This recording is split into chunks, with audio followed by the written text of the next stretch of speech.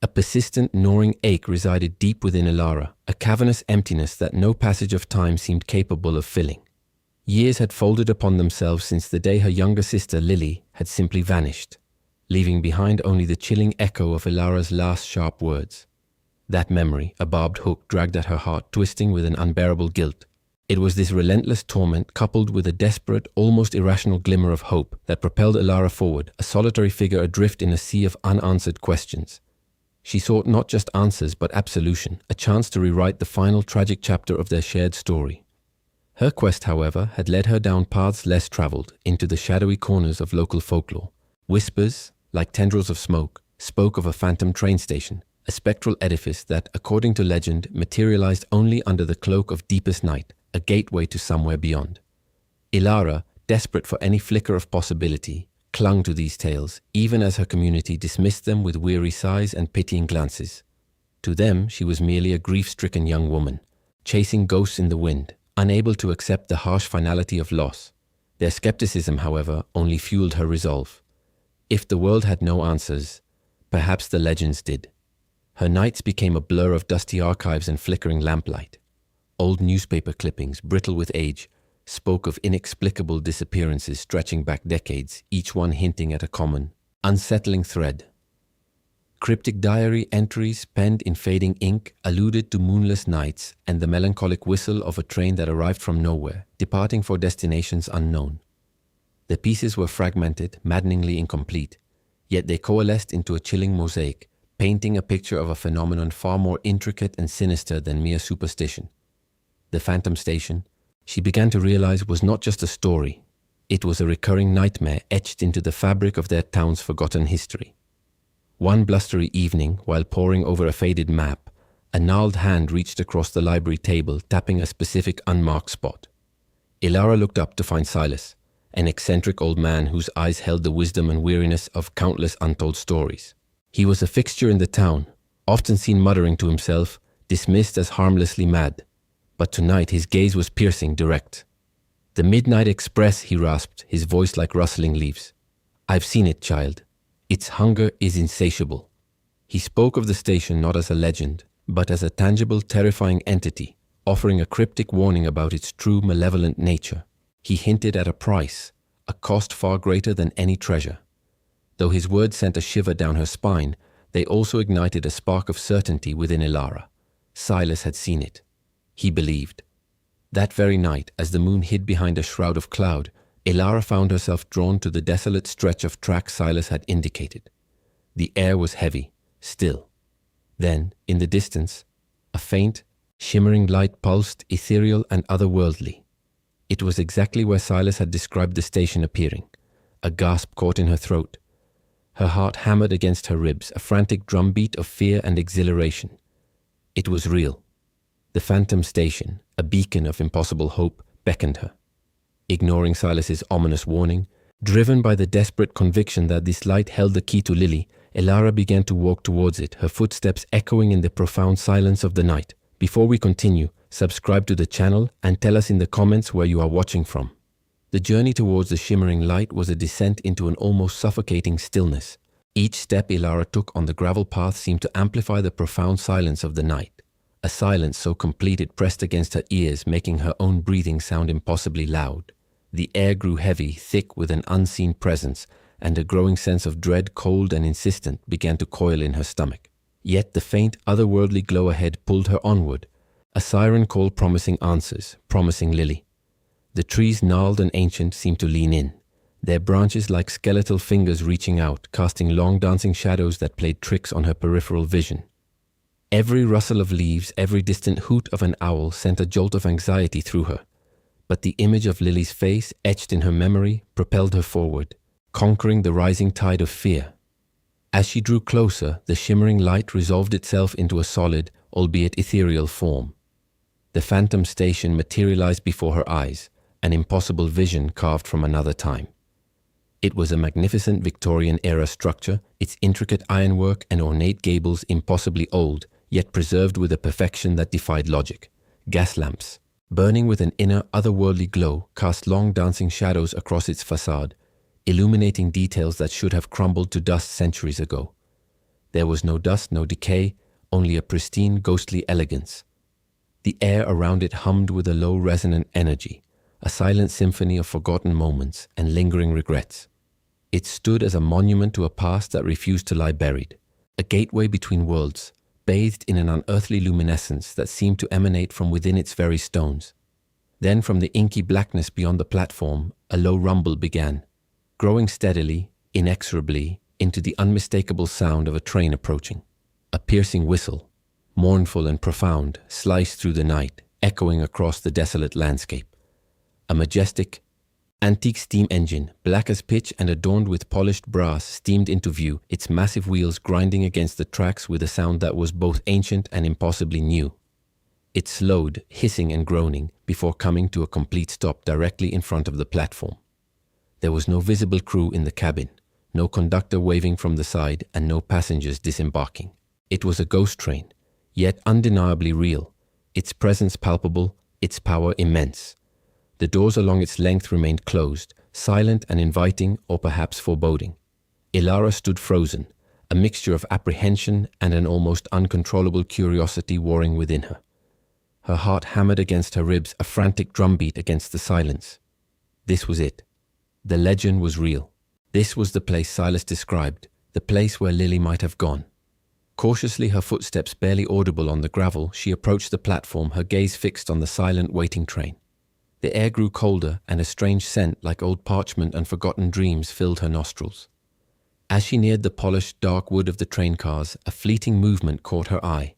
In one of the grimy, ornate windows she saw it, a child's silhouette, tiny and indistinct but strikingly similar to Lily's. Her breath hitched. Hope, sharp and agonizing, pierced through her dread. Her eyes darted towards the station master's office, a small detached building at the far end of the platform. Its door stood ajar, revealing an interior steeped in dust and disuse. Yet a single, glowing lantern sat on a cluttered desk, casting a warm, inviting light. Drawn by an invisible force, Ilara moved towards it. Inside, the air was thick with the scent of aged paper. A ledger lay open on the desk, its pages yellowed and brittle. Her gaze fell upon the neat, elegant script, and her blood ran cold. On the illuminated page, clearly visible, was a name. Lily. Her sister's name, inscribed as if she were a passenger.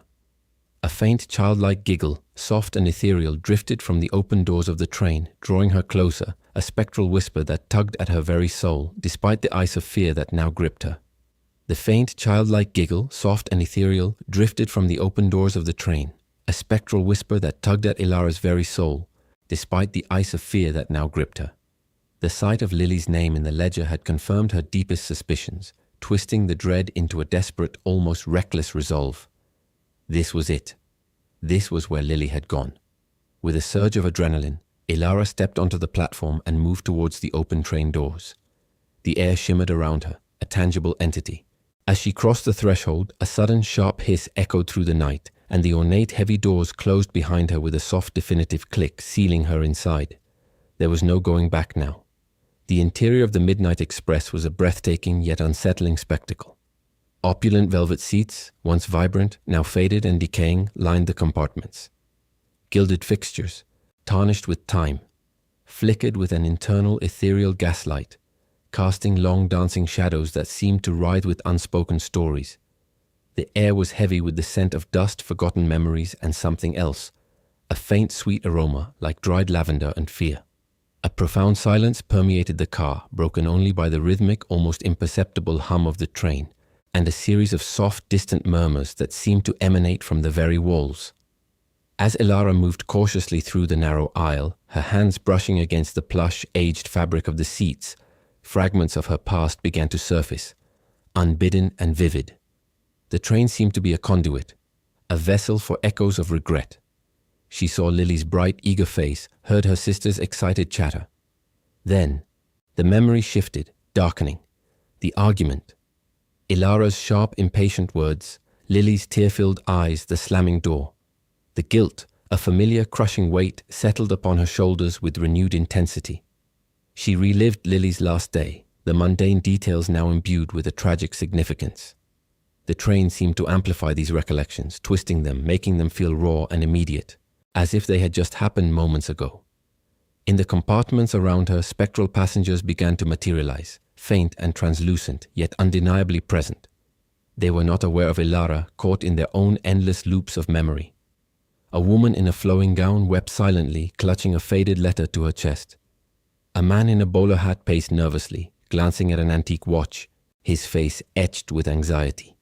Each figure seemed to be replaying moments from their own pasts, moments of joy, sorrow, or profound regret, forever trapped within the train's ghostly embrace. They were echoes, not individuals, their stories woven into the very fabric of this spectral journey. The train was a purgatory, a place where the unaddressed burdens of life were eternally replayed. Ilara continued her journey through the carriages, her heart pounding with a mixture of fear and desperate hope. Then she saw it. In a compartment near the end of the car, nestled on a dusty velvet seat, was Lily's favorite doll. Its button eyes stared blankly ahead, its once vibrant dress now faded and covered in a fine layer of otherworldly dust. A wave of sorrow and confirmation washed over Ilara.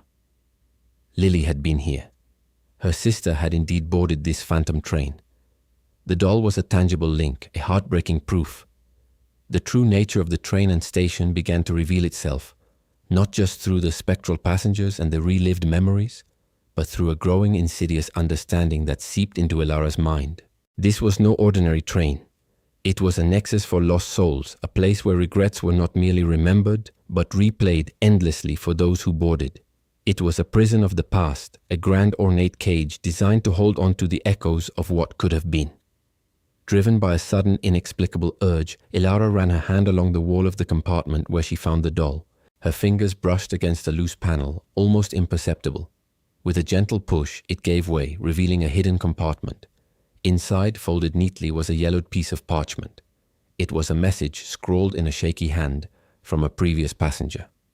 The words blurred before Ilara's eyes, but one phrase stood out, stark and chilling. "Beware the conductor. He offers solace, but demands your soul. His power is absolute." A cold dread deeper than any she had felt before settled in her bones. The giggle she heard earlier, the promise of Lily, now felt like a sinister lure. The message, a stark warning from a forgotten passenger, solidified the growing terror within Ilara. "Beware the conductor. He offers solace but demands your soul. His power is absolute."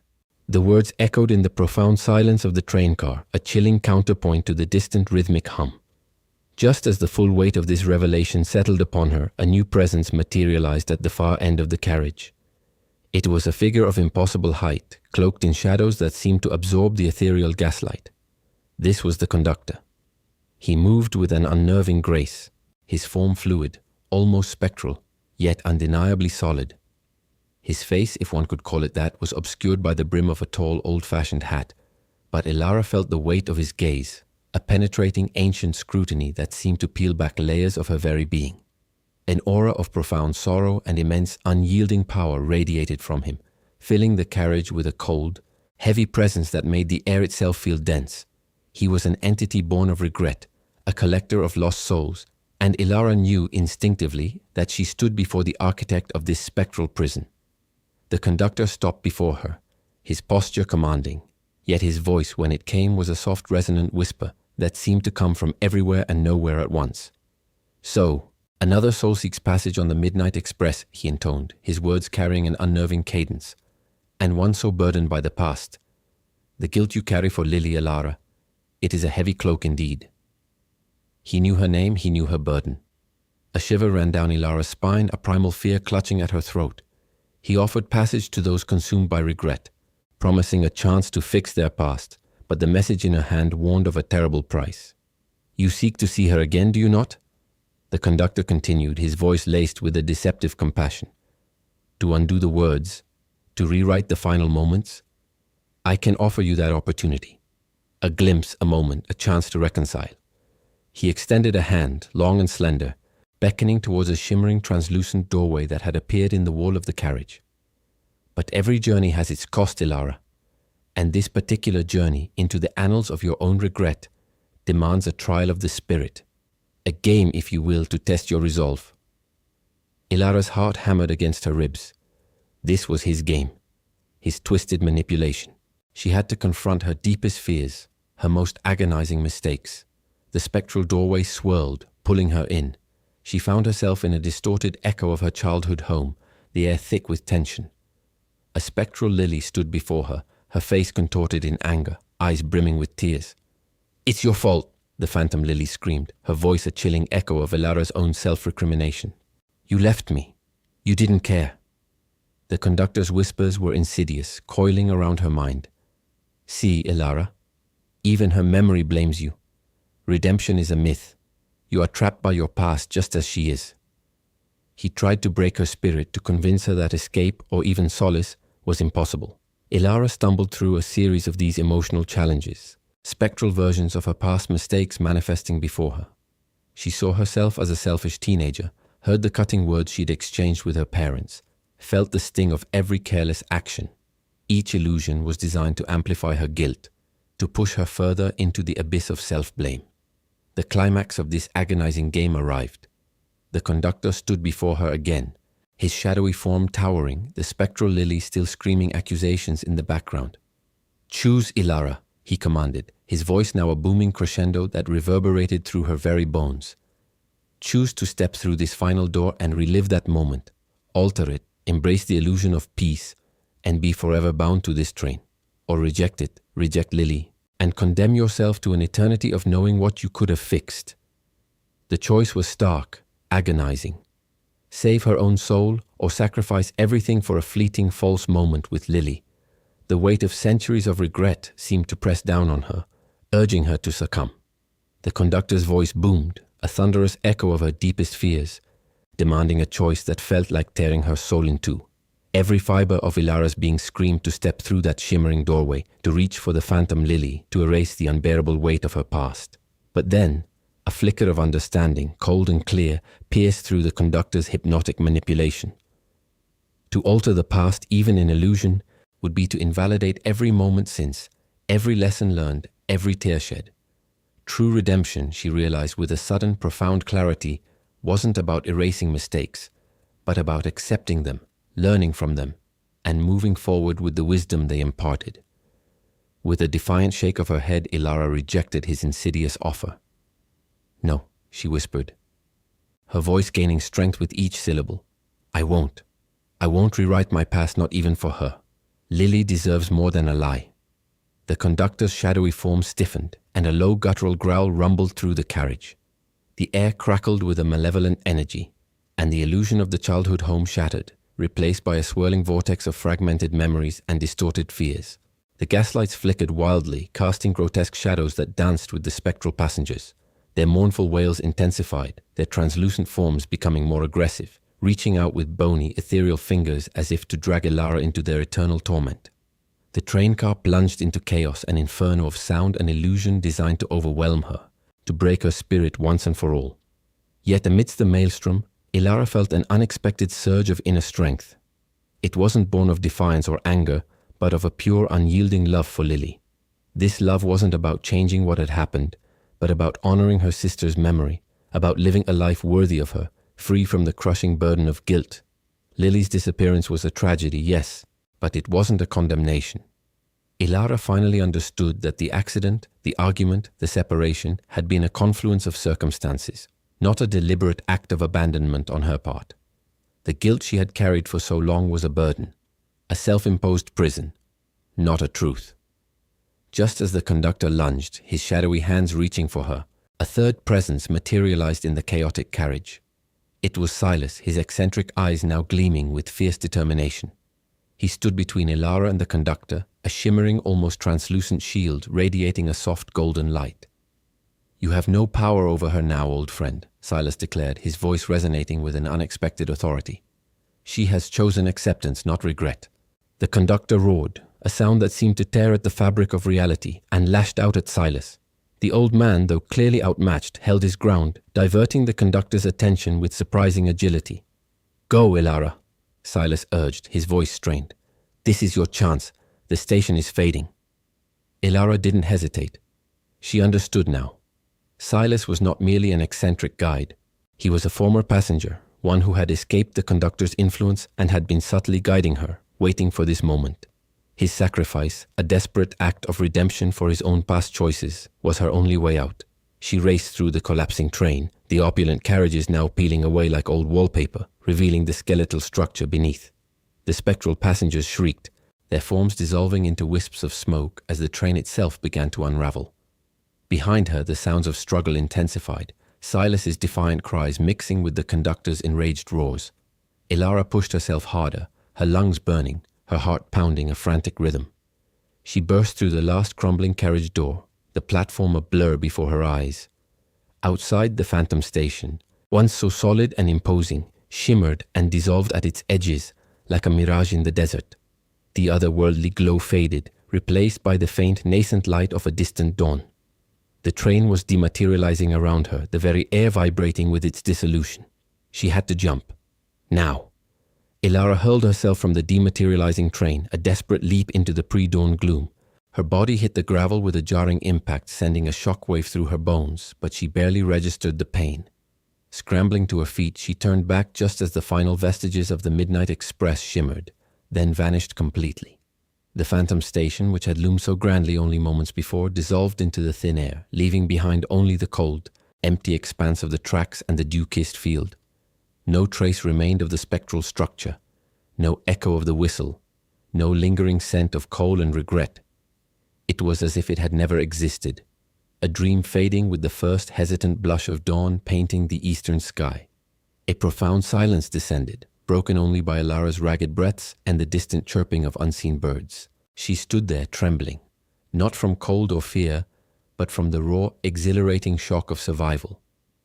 The crushing weight of guilt that had been her constant companion for so long had lifted, replaced by a quiet strength, a resilient core she hadn't known she possessed. The conductor's twisted game, designed to break her, had instead forged her anew.